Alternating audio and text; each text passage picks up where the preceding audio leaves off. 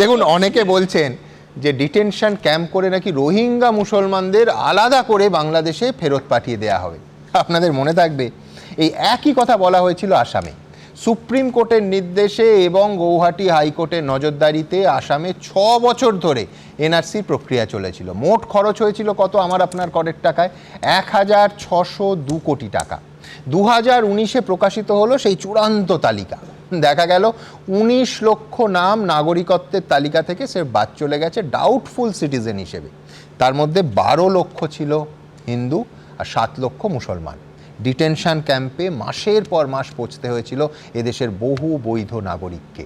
6 বছর ধরে যথেষ্ট সময় নিয়ে এমন এনআরসি হয়েছিল যে আজকেই আমি দেখছিলাম 2019 সালের নভেম্বর মাসে স্বয়ং আসামের মুখ্যমন্ত্রী হিমন্ত বিশ্ব শর্মাকে বলতে হয়েছিল পুরো তালিকাটাই ভুলে ভরা, যাদের নাম তালিকায় থাকার কথা নয় তারা ঠাঁই পেয়েছে, আর যাদের নাম থাকা উচিত ছিল তারা বাদ পড়েছে।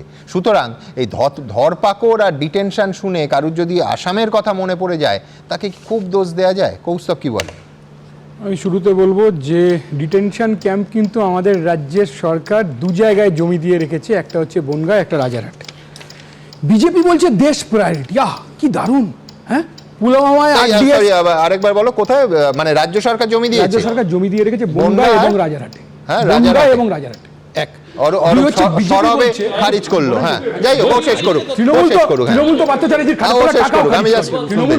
খাটের তলায় থাকাও খাই, মাঝখানে বললে তো মুশকিল, গায়ে লেগে যায় সত্যি বললে। বিজেপি বলছে তৃণমূল তো পার্থচারীজির খাটের তলায় টাকাও খারিজ করে, অরূপ যে খুশি খারিজ করতে পারে। বিজেপি বলছে দেশ প্রায়োরিটি। আরে বিজেপির কাছে দেশ প্রায়োরিটি? হ্যাঁ, কোন দিন দেশ প্রায়োরিটি ছিল বিজেপি? যে বিজেপি 30 বছর ধরে স্বাধীনতার পতাকা তোলেনি, বিজেপির দপ্তরে পতাকা তুলতে গেছিল যে ছেলেটি, তাদেরকে অ্যারেস্ট করিয়েছিল বিজেপি, তাদের কাছে দেশ প্রায়োরিটি?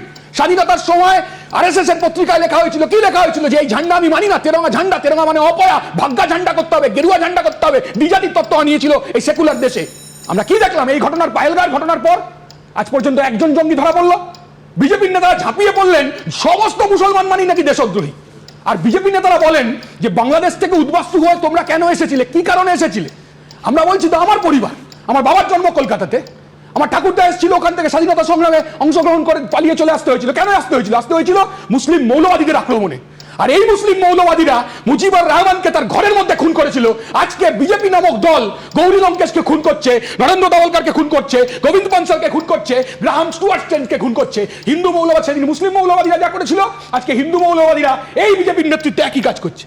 কৌস্তব, সব বুঝলাম। আমি বাড়তি সময় দেবো। আমি অরূপকে যে প্রশ্নটা করলাম, ওই 2003 সালে লালকৃষ্ণ আদবানি যখন সিটিজেনশিপ অ্যাক্ট পাশ করলেন, যেটা একেবারে আজকের এই এনআরসির কার্যত বীজটা পোতা হলো, বামেরা সমর্থন করেছিল।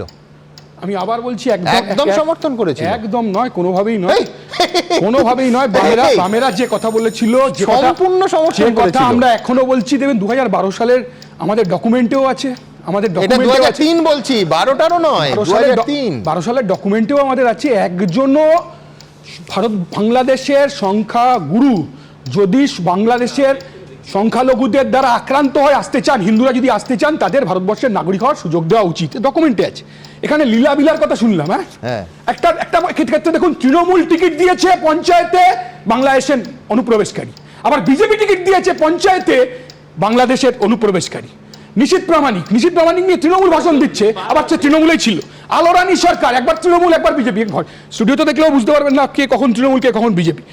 প্রশ্নটা হচ্ছে প্রফেসর শঙ্কু বড় না শান্তনু ঠাকুর বড়, এটা বুঝতে পারছি না। আমরা তো কথা বলেছিলাম, আমরাও তো একই কথা বলছি, অন্য কিছু তো বলছি না। যে এসআইআর যদি ভালো করে হতো, এসআইআর এর কোনো প্রয়োজন ছিল না। মানুষকে হেনস্থা করা হচ্ছে, একের পর এক ঘটনা আমি বলতে পারি।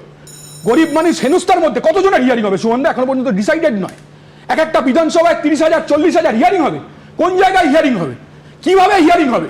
আমি একের পর এক বিধানসভার নাম বলতে পারি, বিশেষ করে ভাইপোর কেন্দ্রে, যেখানে 90% 99% phone dead left notice multiple entry, তা ইয়ারোর মাধ্যমে বিএলওদের চাপ দিয়ে থ্রেট করে নাম ঢুকিয়ে দেওয়া হচ্ছে। আজকে শুভেন্দু অধিকারী বুঝতে পারছেন, শুভেন্দু ইসিআই অধিকারী, উনি সব জেনে গেলেন। আমরা তো এই কথাটাই বলেছিলাম, যে এসআইআর করে সমস্যার সমাধান হবে না। এসআইআরটা যদি ঠিক মতো করা হতো, আমি তো বলছি, বারবার বলছি, সুমনদা, আমার পরিবারের যদি কেউ মারা যায় বা সংখ্যালঘু পরিবারের কোনো যদি কেউ মারা যায়, 1 মাসের মধ্যে রেশন কার্ড বন্ধ হয়ে যায়। কি করে রেশন কার্ড বন্ধ হয়? রেশন দপ্তরের সাথে শ্মশানের লিঙ্ক করা আছে বা গোরস্থানের লিঙ্ক করা আছে। কেন রেশন দপ্তরের সাথে শ্মশানের সাথে ইলেকশন কমিশনের অফিস লিঙ্ক করা থাকবে না? আরেকটা কথা বলছি সুমনদা, এত বড় এনুমারেশন ফর্ম, এর আগে তো অনেককে সেলিব্রিটিদের দেখেছি নির্বাচন কমিশনের ব্র্যান্ড অ্যাম্বাসাডার, কেন 1.5 মাস ধরে 2 মাস ধরে মানুষকে এনুমারেশন ফর্ম ফিল আপ করা বোঝানো হলো না? কেন বোঝানো হলো না? কেন বারবার আমরা এই প্রশ্ন তুলেছি। শোনো, রাজনৈতিক দল সাহায্য করতে পারে, কিন্তু একজন সাধারণ মানুষ, গরিব মানুষ, আনপড় মানুষ, তাদের রাজনৈতিক দলের কাছে যেতে হবে কেন? এই কথাটা আগে তিনি মনে করতে পারেন আমি কার কাছে যাব? 100% একমত এই জায়গায়। কিন্তু আমি অরূপ দুটো মারাত্মক কথা বললো। একটা বললো ডায়মন্ড হারবারে বিএলওদের জোর করে চাপ দিয়ে নাম ঢোকানো, এবং 2 হচ্ছে দুটো জমি আলাদা করে রাজ্য সরকার রেখে দিয়েছে যে ডিটেনশন ক্যাম্প হবে। কথা, এই মিথ্যাটা সিপিএম দীর্ঘদিন ধরে চালিয়ে আসছে। এখানে পরিষ্কার এটা সুপ্রিম কোর্টে the state government however clarified that the detention centre have nothing to do with the national register of citizen, arguing that it was কমপ্লাইং with the supreme court directives according to the 2017 prison statistic compiled by the National Crime Records Bureau. এটা as per the Supreme Court directive, National Crime Bureau জমি নির্দিষ্ট করা হয়েছে।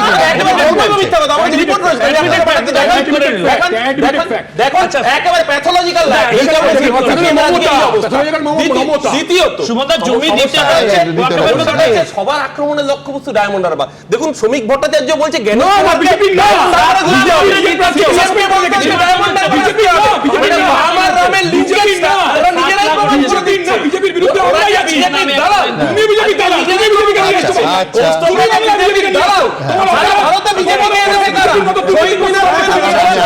সুমনদা বারে বারে একাধিক হচ্ছে নিশীথ প্রামাণিক বা অন্যান্য হিন্দু বিভিন্ন নেতা নেত্রী হোক বা মানুষের নাম উঠে এসেছে যারা বাংলাদেশ থেকে এসেছেন বলে। Our stand is very clear সুমনদা, আমরা ডে 1 থেকে বলে আসছি যে যারা ধর্মের ভিত্তিতে যাদেরকে বিতরণ করা হলো তাদের তো আমরা একসেপ্ট করে নিচ্ছি, তাদের জন্যই তো সিএ এরা বিরোধিতা করেছে। এরা যে তাও তো আজকে ধরুন সিপিএম তো আলোরানী সরকারের বিরুদ্ধে তোমার প্রার্থীর বিজয়ী প্রার্থী দুবার হাইকোর্টের একবার সিঙ্গেল বেঞ্চ আর একবার ডিভিশন বেঞ্চে যাওয়াই উচিত হয়নি। আপনি মনে করুন দল তো বোঝানো উচিত ছিল তাকে। আলোরানী সরকারের ডিক্লারেশন দেওয়া উচিত ছিল, বলা উচিত যে উনি হিন্দু, উনি শরণার্থী, উনি অনুপ্রবেশকারী না, তোমাদের বলা উচিত। উনি সিএ ডিমান্ড করতে পারতেন, উনি করেননি। হিন্দুদের ব্যাপারে আমরা 100% কদিন আগে বাংলাদেশে একজন মুসলমান বাউল, তাকে তার রিলিজিয়নের কারণে কিন্তু নয়, সেখানে সে মুসলমান, তারপরে তাকে হত্যা করা চাই। সেই বাউল যদি ভারতবর্ষে আশ্রয় চায়, আপনি ধর্মের জন্য তাকে আশ্রয় দেবেন? আরে ভাই, আশ্রয় দেবেন না? আরে ভাই,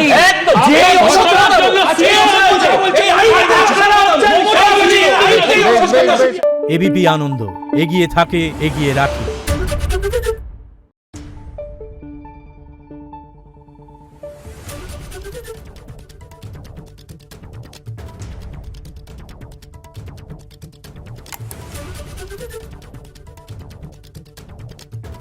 Thank you.